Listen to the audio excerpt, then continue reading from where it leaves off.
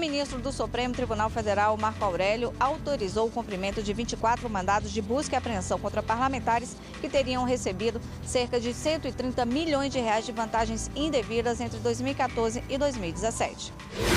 Grupo varejista é condenado por incluir serviços adicionais sem o consentimento do consumidor. Ficou comprovado que os vendedores eram orientados a enganar os clientes, conduta que resultaria em conflito ético e constrangimento de cunho emocional e moral. A dura realidade que tira crianças da escola e leva para a colheita de cacau. Não chegar com a tarefa feita porque está ajudando o pai na roça, ele tem uma aprendizagem muito difícil.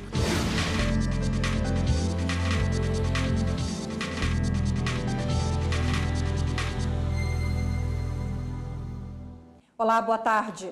Boa tarde. Agentes da Polícia Federal, integrantes do Ministério Público Federal, cumpriram hoje pela manhã mandados de busca e apreensão em imóveis de parlamentares em Minas Gerais e também no Rio de Janeiro. As investigações dão conta de um suposto esquema milionário de compra de apoio político e pagamento de propina. E quem tem os detalhes sobre essa operação e fala com a gente agora ao vivo é a repórter Carolina Chaves. Oi, Carol, boa tarde para você.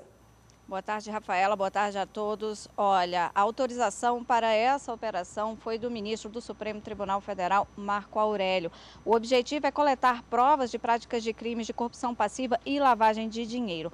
São cumpridos 24 mandados de busca e apreensão e 48 intimações para oitivas em 8 estados e também no Distrito Federal. Os alvos dessa operação são senadores, deputados e também familiares de parlamentares. Segundo as investigações, cerca de 130 milhões de reais foram usados para pagamento de apoio político a parlamentares de pelo menos 3 partidos. As empresas teriam usado notas frias para campanha, para fazer doações para a campanha e Caixa 2 também entre 2014 e 2017. Em troca, os parlamentares usariam o mandato para beneficiar essas empresas, como, por exemplo, viabilizar a restituição de créditos tributários. Nessa operação são investigados os crimes de corrupção passiva, lavagem de dinheiro, organização criminosa e também associação criminosa. Em nota, a defesa do senador Tucano, alvo dessa operação, disse que as denúncias dos executivos da JBS tentam transformar as doações ao partido em algo ilícito para manter as vantagens da colaboração e também que as doações ao partido foram totalmente, devidamente registradas à Justiça Eleitoral. Voltamos ao estúdio. Obrigada pelas informações, Carol. Jair Bolsonaro e Hamilton Mourão, eleitos presidente e vice-presidente da República, foram diplomados pelo Tribunal Superior Eleitoral nesta segunda-feira. Aproximadamente 700 pessoas estiveram presentes à cerimônia. Jair Bolsonaro e Hamilton Mourão foram aplaudidos de pé ao entrarem no plenário do Tribunal Superior Eleitoral. Logo depois, a banda dos Fuzileiros Navais tocou o hino nacional.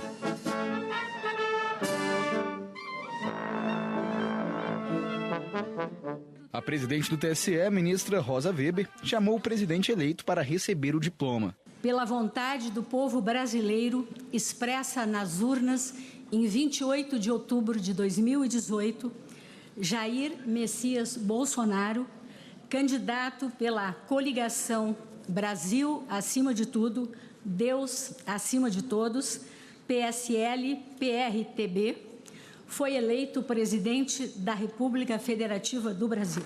Após a diplomação, o presidente eleito Jair Bolsonaro fez um discurso e ele elogiou o trabalho da Justiça Eleitoral na organização das eleições 2018. Parabenizo aqui a família da Justiça Eleitoral pelo extraordinário trabalho realizado nas eleições de outubro do corrente ano. A cada um de vocês, integrantes do TSE, dos Tribunais Regionais Eleitorais, das Forças Armadas e do Serviço Exterior Brasileiro, mesários, voluntários e tantos outros cidadãos que participaram das eleições, expresso meu muito obrigado e o meu reconhecimento por essa demonstração de civismo e amor ao Brasil. Bolsonaro pregou a união dos brasileiros. A partir de 1º de janeiro, serei o presidente dos 210 milhões de brasileiros. Governarei em benefício de todos, sem distinção de origem social, raça, sexo, cor, idade ou religião. Com humildade, coragem e perseverança e tendo fé em Deus para iluminar minhas decisões, me dedicarei dia e noite ao objetivo que nos une: a construção de um Brasil próspero, justo, seguro e que ocupe o lugar que lhe cabe entre as grandes nações do mundo. A ministra Rosa Weber também falou na cerimônia. Ela ressaltou a importância da diplomação. Esta é uma cerimônia em que se celebra a vitória do princípio democrático, cuja essência reside na consagração da vontade popular majoritária a conferir aos vencedores das eleições de 2018 a unção da legitimidade política que os qualifica a serem diplomados pelo Tribunal Superior Eleitoral como presidente e vice-presidente da República Federativa do Brasil. Por fim, a presidente do TSE lembrou que em uma democracia, todos devem conviver em harmonia. A democracia não se resume a escolhas periódicas por voto secreto e livre de governantes. Democracia é também exercício constante de diálogo e de tolerância, de mútua compreensão das diferenças, de sopesamento pacífico de ideias distintas, até mesmo antagônicas, sem que a vontade da maioria, cuja legitimidade não se contesta, busque suprimir ou abafar a opinião dos grupos minoritários, muito menos tolher ou comprometer-lhes os direitos constitucionalmente assegurados. Com os diplomas da Justiça Eleitoral, Jair Bolsonaro e Hamilton Mourão podem tomar posse como presidente e vice-presidente da República no dia 1º de janeiro. No caos do trânsito das grandes cidades, viaturas da polícia, dos bombeiros e ambulâncias muitas vezes têm dificuldades para atender às emergências. Mas o Código de Trânsito Brasileiro determina que motoristas devem dar passagem a esses veículos. Elas estão de prontidão. A qualquer momento, um chamado pode fazer policiais e bombeiros entrarem em ação. Chegar em menor tempo possível é fundamental no atendimento às ocorrências. Mas com cada vez mais carros, o trânsito nas grandes cidades se tornou caótico. O Código de Trânsito Brasileiro garante às viaturas a passagem livre quando os demais carros estão parados, seja por engarrafamento ou sinal vermelho.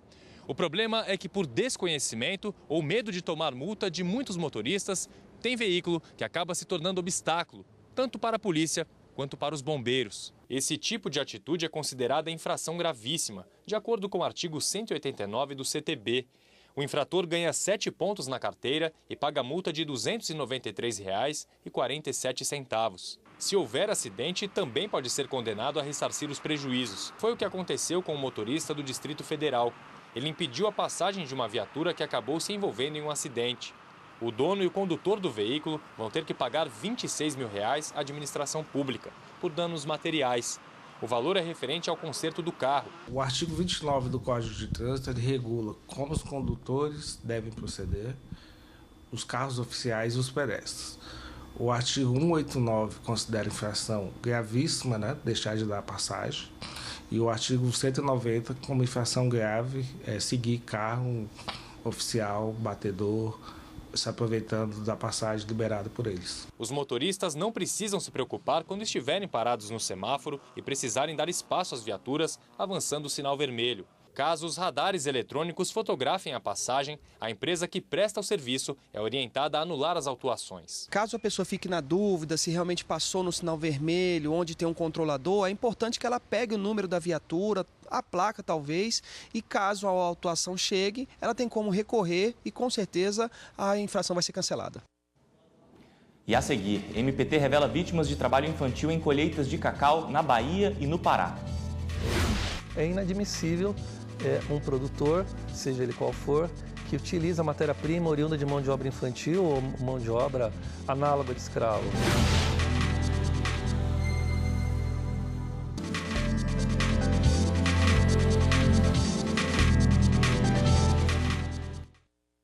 O Tribunal de Contas da União tem novo presidente. José Múcio Monteiro tomou posse essa manhã. O mandato é de 1 ano, com possibilidade de reeleição por mais 1 ano. Também tomou posse a ministra Ana Reis como vice-presidente do TCU. Ela ainda vai acumular a função de corregedora do tribunal. O Jornal da Justiça mostra agora uma triste realidade vivida por crianças e adolescentes dos estados da Bahia e do Pará. Eles são vítimas de trabalho infantil nas colheitas de cacau. O Ministério Público do Trabalho foi até a região e produziu um documentário mostrando a situação desses jovens. Quando chega tempo de colheita, os alunos, às vezes, ele chega ao ponto de não chegar com a tarefa feita, porque está ajudando o pai na roça, ele tem uma aprendizagem muito difícil, muito lenta.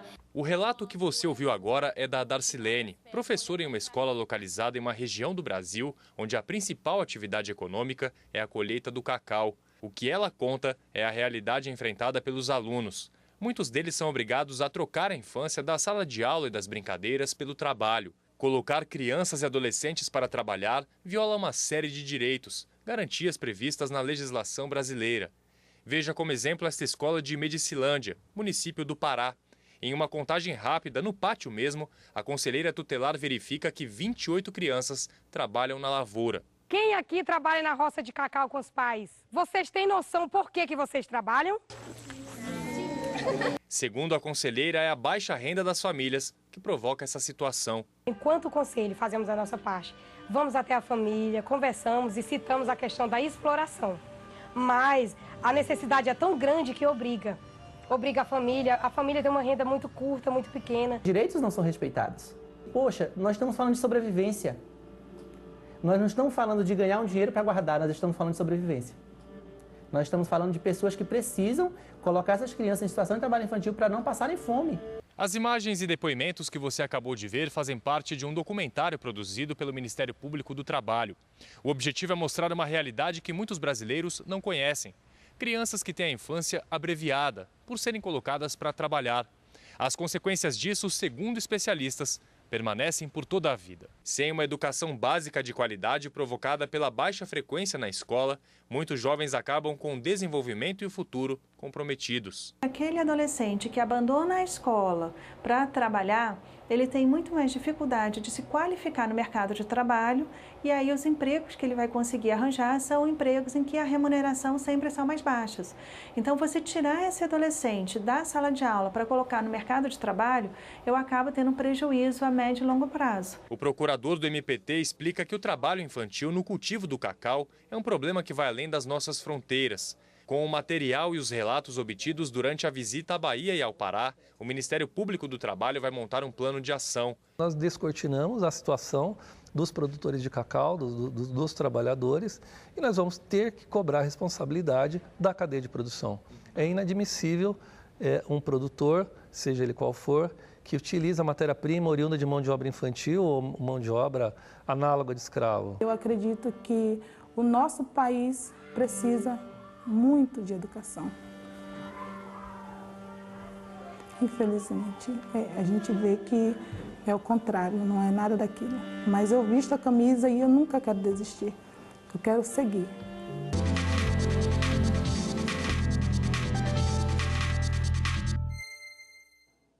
E ainda sobre o assunto, vamos conversar agora com Herbert Alencar Cunha, que é o presidente da Comissão de Defesa dos Direitos da Criança, Adolescente e Juventude da OAB aqui do Distrito Federal. Boa tarde, obrigada pela presença. Boa tarde, obrigado. Boa tarde. Boa tarde. Bom, vimos na reportagem agora um caso muito claro de trabalho infantil na colheita do cacau, no que diz respeito àqueles estados de Bahia e Pará. Né? Esse caso é muito típico, claro, mas o que pode ser considerado o trabalho escravo, o trabalho infantil?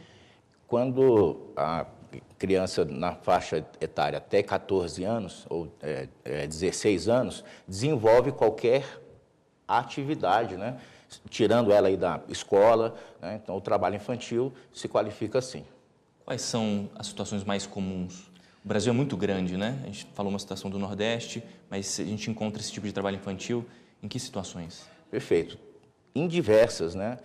Não só em lavoura, não, e também se encontra também nas grandes, entendeu, cidades, que é o quê? Comércio, né? O trabalho que uma família tem, entendeu, desenvolve e acaba colocando seus filhos ali menores de 10 anos, 12 anos, 14 anos, a desenvolver uma atividade.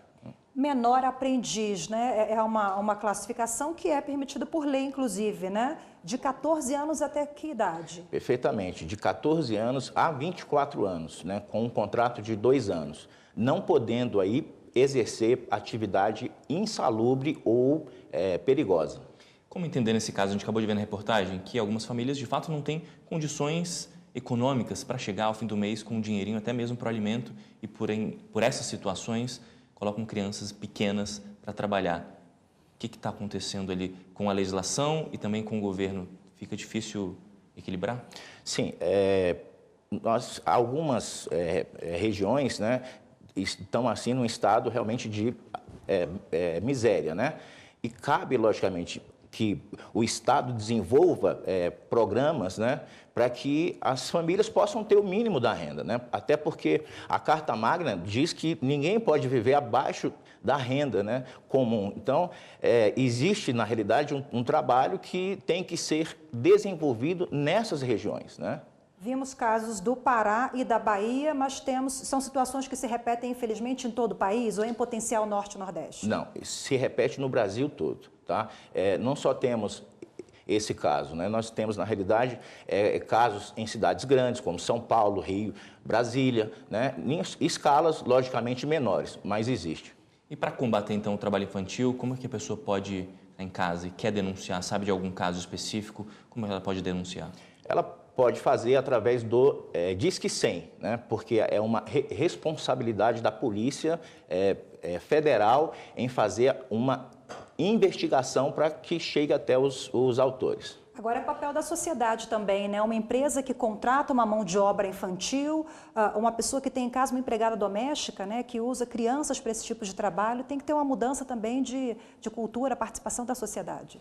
Perfeitamente. A Carta Magna, no artigo 227, diz que é dever de todos nós, Estado, família, cidadão, né? Em proteger crianças, adolescentes, né? E isso deve ser feito, né, na realidade, na medida que você observa que uma criança está em uma condição dessa, a denúncia tem que ser feita. Tem que ser feita. Se encontra uma criança em semáforo, vendendo balas, entendeu, folhetos, etc., tem que se fazer a denúncia. Ok, obrigada mais uma vez. Doutor, muito obrigado. Muito obrigado.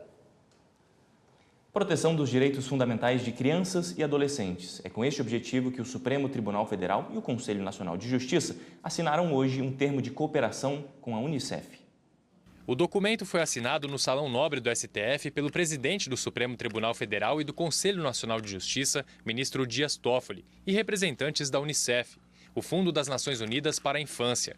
A meta é garantir a proteção de crianças e adolescentes que estejam em contato com a justiça, ou seja, aqueles que cumprem medidas socioeducativas ou que tenham sido vítimas de crimes. O Brasil tem hoje indicadores de violações a esses direitos, e a diminuição dos pontos negativos é o principal objetivo do termo de cooperação. Na ocasião, o presidente também assinou um acordo com o PNUD, o Programa das Nações Unidas para o Desenvolvimento, para a implantação de um sistema de inteligência artificial. Esse conjunto de dados tem a capacidade de aprimorar e de revolucionar o sistema de estatísticas do Poder Judiciário, trazendo maior segurança na elaboração de relatórios, de análises e de políticas para a melhoria da eficiência do sistema de justiça. A distribuidora de energia do Amazonas recorreu ao Superior Tribunal de Justiça depois de perder o prazo para se manifestar sobre a sentença recebida do TJ do Amazonas. A empresa afirma que não foi intimada e nem a decisão foi publicada oficialmente. O colegiado deu provimento ao recurso especial da Amazonas Distribuidora de Energia S.A. contra o Tribunal de Justiça Estadual. A empresa recebeu uma sentença do TJ amazonense e em seguida peticionou nos autos sem fazer qualquer menção à decisão. Para o Tribunal de Justiça, a distribuidora de energia, ao dar andamento no processo, demonstrou conhecer a sentença e, portanto, a inércia em relação à decisão se deu por falta de interesse. Há um descuido em que ele não verificou que já havia uma sentença dada. que ela faltava ser publicada. Então, ele não viu publicação nenhuma. Então, ele fez uma petição antes de ter conhecimento do teor da sentença. O cumprimento da sentença custaria aos cofres da Amazonas Distribuidora de Energia mais de 52 milhões de reais. Antes de cumpri-la, ela teve um prazo processual para manifestar se concordava ou discordava. Ao recorrer ao STJ, a empresa afirmou que não se pronunciou porque não foi intimada e a decisão não havia sido publicada. A relatora do caso, ministra Isabel Galotti, citou a jurisprudência do STJ, que considera indispensável a certeza de que a mensagem chegou ao destinatário. A relatora destacou que a dispensa da intimação traria para a empresa a grave consequência de não poder interpor eventual recurso contra a sentença em um caso que envolve altas quantias. O advogado explica que se a sentença não foi publicada ou informada via intimação, na prática é como se ela não existisse. Qualquer ato judicial, ele se publiciza ou por meio eletrônico ou pelo Diário Oficial. E a seguir, funcionários de um grupo de varejo eram obrigados a enganar clientes. Resultado, a empresa foi condenada pelo TST. O impacto psicológico sofrido pelo empregado era presumido e que a atividade praticada pelo empregador mantinha os vendedores sujeitos a situações vexatórias.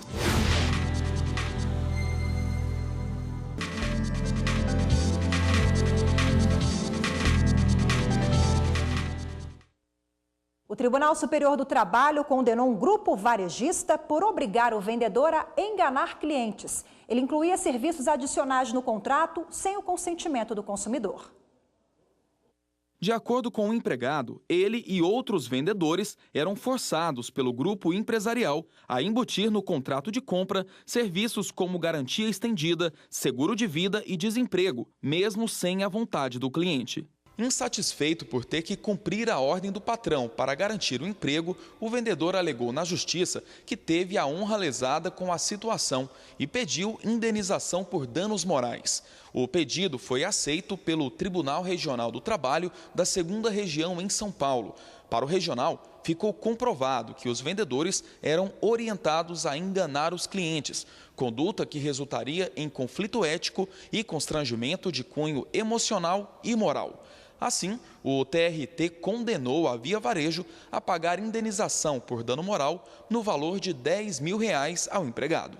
O caso chegou à 8ª turma do Tribunal Superior do Trabalho. A relatora do recurso de revista da Via Varejo, ministra Dora Maria da Costa, manteve o entendimento do regional e acrescentou que houve sim ofensa moral, pois a obrigação era imposta aos vendedores num contexto de clara opressão e coação.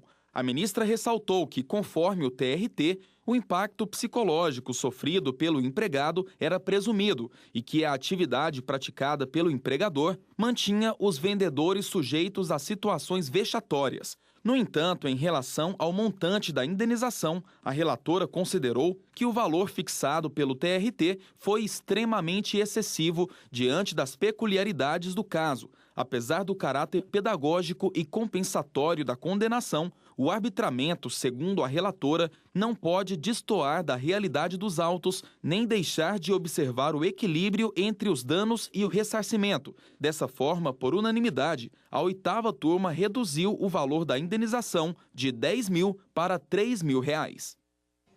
Criado a partir da promulgação da Constituição Federal em 88, o Superior Tribunal de Justiça completa 30 anos e, para comemorar, lançou uma página especial na internet dentro do site do STJ. Uma plataforma recheada de história, fotos, vídeos, informações que retratam a evolução da justiça brasileira. O Hot Site faz parte das ações comemorativas pelos 30 anos de existência do Tribunal da Cidadania. O objetivo é levar o usuário a uma viagem em uma retrospectiva completa da Corte, composição de ministros, documentos históricos e objetos do acervo do museu. Tudo ao alcance de apenas um clique. O STJ fez história e as decisões e notícias podem ser acessadas no Hot Site, que será abastecido com conteúdo atualizado.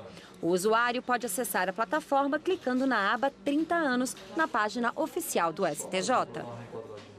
Foi lançado no STF o livro 30 anos da Constituição do Brasil de 1988, Nosso Projeto de Futuro. A obra é o primeiro volume de uma coleção de 10 livros. O evento contou com a presença de vários juristas e magistrados. A obra, com quase 330 páginas, foi escrita por 20 autores, entre eles os ministros do STF, Luiz Roberto Barroso e Alexandre de Moraes. Na cerimônia de lançamento, o ministro Alexandre de Moraes ressaltou que o livro traz uma ampla análise sobre os 30 anos da Constituição Federal e como ela vem sendo aplicada, mesmo em cenário de crise econômica e política. Constituições são feitas para solucionar as crises dentro de regras. As crises surgem em qualquer lugar do mundo. E a nossa Constituição, nesses 30 anos, demonstrou que a sua principal aposta, que foi o fortalecimento das instituições, deu certo. Este é o primeiro livro de uma coleção de 10 volumes. O coordenador da coleção, o ministro do Superior Tribunal Militar, José Barroso Filho, explica que a obra reúne várias análises da Constituição aplicada em diversas áreas e não apenas no direito. Nós dividimos por temática, mas o tributário, o equilíbrio fiscal tem a ver com cultura, né? Movimentos sociais tem a ver com estabilidade democrática, né? A soberania monetária tem a ver com um projeto de construção de futuro. Ou seja, um domínio sozinho, buscando protagonismo, não consegue dar soluções sustentáveis. A previsão é que os outros 9 volumes da coleção sejam lançados até julho do ano que vem. E a gente fica por aqui. Outras informações no Jornal da Justiça, segunda edição, 18h30. Obrigado pela companhia e uma boa tarde. Boa tarde para você, até amanhã.